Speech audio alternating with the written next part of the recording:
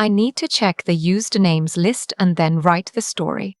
The forbidden names from the file: Reese, Daniel, Nina, Carol, Laurel, Gwen, Marcus, Janet, Paige, Trevor, Clifton, Sandra, Aubrey, Diane, Kyle, Weston, Sloan, Priya, Vivienne, Odette, Mara, Ruth, Ms. Moan, Priya, Vivienne, Odette, Mara, Ruth, Ms. Murrett. OK4, Bethany, Celine, Jonah, Lenora, Desmond, Ellery, Cassie, Brett, Mrs. Holbrook, Tara, Grant, Cooper, Tessa, Iris, Owen, Margot, Renee, Nadia, Patricia, Colt, Franklin, Serena, Theo, Lena, Caleb. I'll use Hadley, narrator 27, Vince, Uncle Villain, Mom equals just my mom. Supporting: Doris, Nabor, Felix, attorney, Sherry, old victim, Deputy Marsh. The night my father was buried, my uncle sat across from me at the kitchen table, folded his hands like he was about to say grace, and told me the house was already his.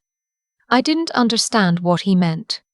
Not right then. I was still wearing the black dress I'd cried through all afternoon, and my mum was upstairs lying down with one of her headaches, the kind that had been coming more and more often these last few months.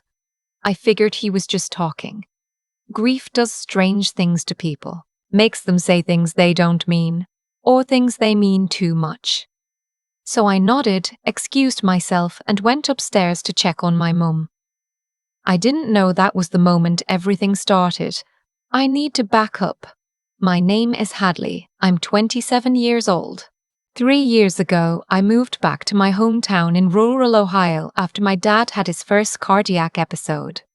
I had a decent apartment in Columbus, a job I liked well enough doing billing for a physical therapy clinic, and a life that was small but mine. I gave it up without much thought, because that's what you do when your father calls you from a hospital room and your mum sounds the way she sounded on the phone that night, thin and frightened and younger than she should be.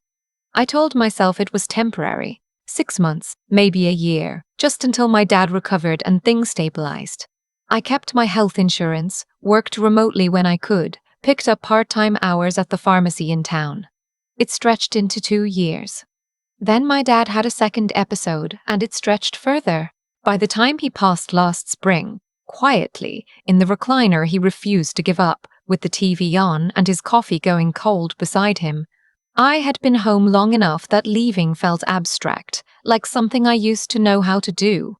My mum needed me. That was the truth I held on to. My uncle showed up 2 days after the funeral. He was my dad's younger brother, and I want to be careful about how I describe him, because it's easy in hindsight to make someone into a cartoon. He wasn't. He was charming in the way that certain men are charming. Easy smile, remembered your birthday, always had a compliment ready. He'd been mostly absent from our lives for years. Something about a falling out with my dad that nobody ever fully explained to me, and then he reappeared after the first cardiac episode bearing a casserole and a personality like a space heater. Warm and present and a little too much. My mum liked him. She was grieving and exhausted, and he was family, and he stepped in the way that looked like helpfulness. He offered to handle things, the estate paperwork, the car title, the utility accounts. My dad had always taken care of those things, and my mum didn't know where most of the accounts were. My uncle did. Or he said he did, and none of us thought to ask how. He moved into the guest room, temporarily, about 6 weeks after the funeral.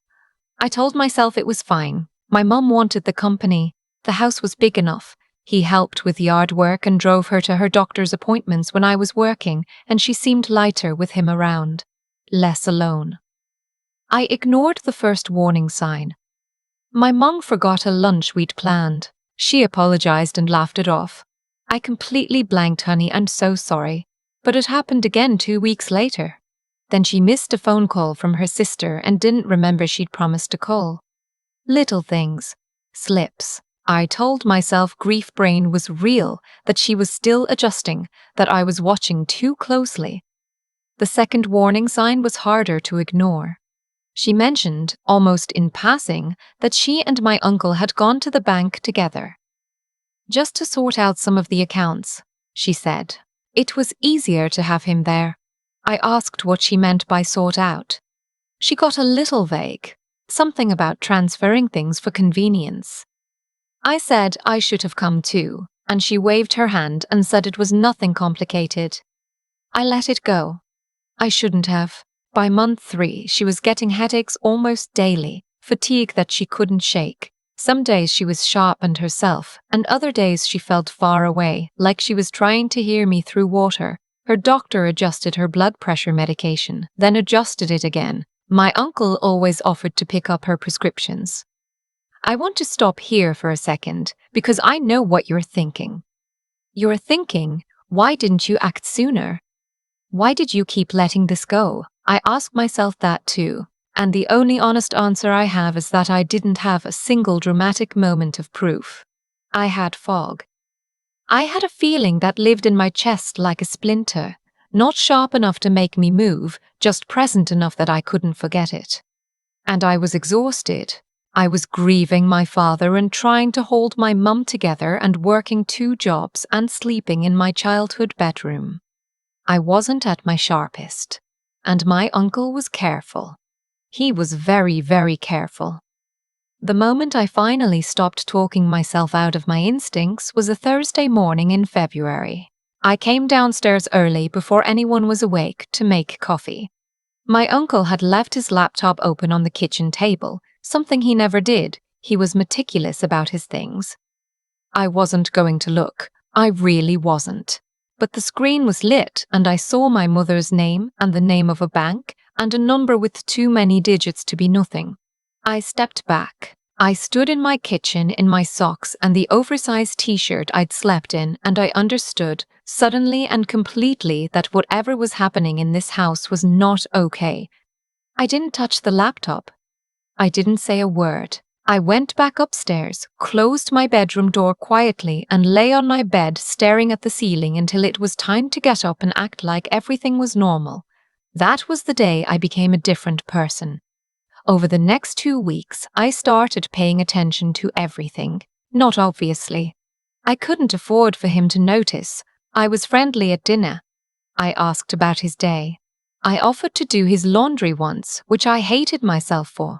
But it gave me access to his room when he was out, and that's where I found the folder. It was in a shoebox under his bed, which is almost insultingly obvious, and I can only guess he felt safe because he'd been underestimating me from the beginning. The folder had documents. My mother's signature appeared on several of them. A quitclaim deed for the house, adding my uncle as co-owner. A change of beneficiary form on a life insurance policy. A durable power of attorney, dated 3 weeks after my father's funeral, when my mother was still in the thickest part of her grief. My hands were shaking. I photographed every page with my phone, replaced everything exactly, and went back downstairs to start dinner like nothing had happened. That night I called an attorney. His name was Felix, a property and elder law attorney in the county seat, referred to me by my dad's old accountant. I met with him the following Monday, drove 40 minutes each way, and told him everything. He looked at the photographs I'd taken. He didn't seem surprised, which told me something. He told me that what I was describing had characteristics of undue influence, taking advantage of a vulnerable person during a period of bereavement and possible cognitive impairment to obtain financial and legal benefits. He told me the power of attorney and deed transfer could potentially be challenged, but that I needed to act carefully. Documentation first. A medical evaluation of my mum, ideally, to establish her cognitive state. And I needed to understand that if my uncle realized I was building a case, things could escalate. I asked him what he meant by escalate. He said that people who do this kind of thing, who move into a grieving family's home and slowly redirect assets, tend to respond to exposure in one of 2 ways. They leave quietly or they get dangerous. I drove home with the windows down even though it was cold because I needed the air. What came next was 3 weeks of the most uncomfortable acting I've ever done. I kept the routine. I was pleasant at dinner. I asked my mum gentle questions about her appointments, her medications, how she was sleeping. I started going with her to the pharmacy instead of letting my uncle pick up her prescriptions. The first time I did this, he said he didn't mind doing it, and I said I knew, and I just wanted to get some fresh air anyway, and I smiled in a way that gave him nothing. I also started quietly recording conversations, not secretly. I want to be clear about this. Ohio is a one-party consent state, which Felix had confirmed. I was a party to every conversation I recorded. He said things that seemed small in isolation and accumulated into something damning. Casual comments about the house needing work once it's fully in my name. A remark to a neighbor, Mr. and Mrs. Aldridge, who'd known our family 20 years and who I'd taken aside to explain the situation, about my mom not being up to managing all this on her own for much longer. A phone call I overheard one evening when he thought I was in the shower, where he told someone on the other end to give it 2 more months. 2 more months until what? I didn't know. But I wasn't going to wait to find out. I also reached out to a social worker through Adult Protective Services. I want to say this plainly because I think a lot of people don't know it's an option. APS investigates financial exploitation of vulnerable adults. I filed a report. They opened a case. They were quiet about it. I didn't see any obvious activity for a while, but they were watching. It was my neighbor, Mr. Aldridge, who found the piece I hadn't known to look for. He was retired, a former county clerk, and he knew people in records who owed him favors. He came to my back door one evening with a folder of his own and a look on his face like he'd smelled something bad. My uncle had done this before. There were 2 women, both widows, both in states neighboring Ohio, one in Indiana, one in West Virginia. In Indiana, a woman named Sherry had lost her late husband's savings, about $60,000, before her adult son caught on and got an attorney involved. My uncle had been gone by then. No criminal charges filed, civil case settled quietly. In West Virginia, an elderly woman had signed her vehicle and a small property parcel over to a man matching my uncle's description before her family intervened. Again, he was gone before anything formal was brought. He had a method. He'd refined it. He knew exactly how long to stay and exactly when to leave. I read those pages standing in my kitchen, and I felt something shift in my chest. Not quite anger, not quite grief. More like a door closing on the version of me that had still been giving him the benefit of the doubt. I called Felix the next morning with everything. The week after that, Felix filed a motion to invalidate the power of attorney and quitclaim deed on the grounds of undue influence and potential cognitive impairment at time of signing. He simultaneously contacted the county prosecutor's office with the documentation, the financial records, the recordings, the out-of-state cases Mr. Aldrich had surfaced. APS submitted their preliminary findings. My uncle didn't know any of this yet. I want to tell you about the morning it broke open because it didn't happen the way I expected. I thought there would be a confrontation. I had steeled myself for it. I had imagined the moment he found out and the things he might say and exactly how I would respond. I had rehearsed it. What actually happened was quieter and more terrible. My mum had a bad morning, dizzy, confused, couldn't remember where she'd left her glasses, which were on her face. I was helping her to the couch when my uncle came downstairs, saw us, and his expression shifted. Not in an angry way, in a calculating way, like he was doing math. He said, "You should probably think about a memory care facility, for her sake." That was it. That was the sentence. I looked at him and I said, very calmly, "Felix called yesterday." He went still. I said, "I know about Indiana. I know about West Virginia. I know about the deed and the power of attorney and the insurance policy. And so does the prosecutor's office." The silence that followed was about 4 seconds long. It felt like standing in the second before a car accident. Then he laughed. Genuinely, almost. That easy laugh he had. He said I didn't understand what I was talking about. He said my mum had wanted to include him. He said I was paranoid and ungrateful and that I'd spent too long in this house not getting a life of my own, which, fair enough, that one stung a little. I didn't argue. I didn't raise my voice. I said, "The deputy is coming at 2. He left at noon, packed a bag while my mum was resting, and I sat at the kitchen table and listened to him move around upstairs and did not go up there and did not say another word to him. He came downstairs with a rolling suitcase and walked through the kitchen, and I heard the front door close, and then I heard his car. I sat there for a long time after that.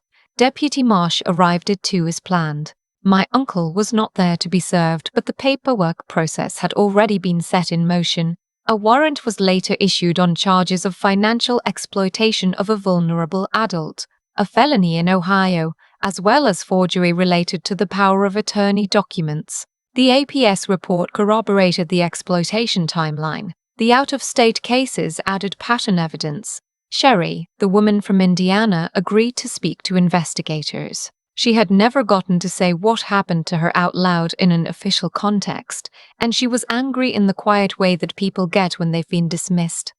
Her testimony mattered.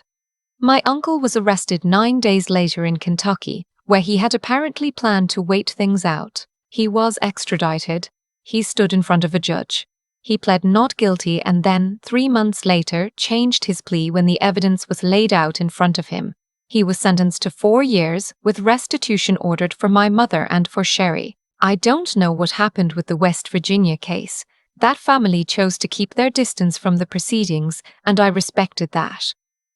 My mom had a full neurological workup after he left. The results were complicated. Early-stage cognitive decline was confirmed, something her regular doctor had been noting as a possibility for over a year. But her headaches eased significantly in the weeks after my uncle's departure. Her prescriptions, reviewed fresh by a neurologist, had been subtly mismanaged, not dramatically. Nothing that screamed interference, but a pattern that her new doctor described as consistent with someone not actually invested in her stability. I am not going to make a definitive claim about what my uncle was or wasn't doing to her medications. I don't know for certain. I know what a doctor told me, carefully. I know what the year looked like from the inside. What I know for sure is that she got better. Slowly, with real medical support and without him in the house, she got clearer. She still has hard days. The early-stage diagnosis isn't going away. But she is present in a way she hadn't been, and she is angry, appropriately, cleanly angry, and she is mine again. People have asked me, in the months since, whether I regret not moving faster, whether I should have made noise sooner. And I have spent a lot of time with that question, because it deserves an honest answer. The truth is, I moved as fast as I could with what I had. I didn't have a single clear moment of proof until that morning in the kitchen, and after that moment I moved every day. Would more noise earlier have protected my mother better? Maybe. I'll carry that uncertainty, but I also know that if I had confronted him without evidence, without legal backing, without the recorder running and the attorney briefed, he would have walked away clean, again, to find another woman, another family, another shoebox under another bed. He'd done it twice before. He would have done it again. I stayed because my mother needed me. I stayed because the house needed watching. I stayed because sometimes the right thing doesn't look like getting out. It looks like planting your feet and paying attention and making absolutely sure that when things finally move, they move right. The quitclaim deed was invalidated. The power of attorney was revoked. The house is my mother's, free and clear, the way my father left it. Her name is on every account. I go with her to the bank now. We eat dinner together most nights, the two of us, sometimes with the Aldridges. She started a garden, which she always talked about and never started when my father was alive. I help her weed on Sundays. She tells me about the things she's planting and why, and the names of every variety, in more detail than I probably need, and I listen to all of it. A while back, I got a letter forwarded to me from the County Victims Advocacy Office. It was from Sherry. She thanked me. She said she'd been tarrying what happened to her for 4 years, and that having her account taken seriously, officially, in a courtroom, had given her something back she hadn't known how to name. I sat with that letter for a long time. I wrote back. I told her I was glad she'd been there. I told her she had helped protect my mother and that I thought my father would have been grateful. I meant it. I've thought a lot about what made my uncle think he could get away with it, and I don't think it was arrogance exactly. I think it was experience. He'd done it before. He'd watched two other families fall apart under the weight of grief and paperwork and misplaced trust, and he'd walked away clean both times.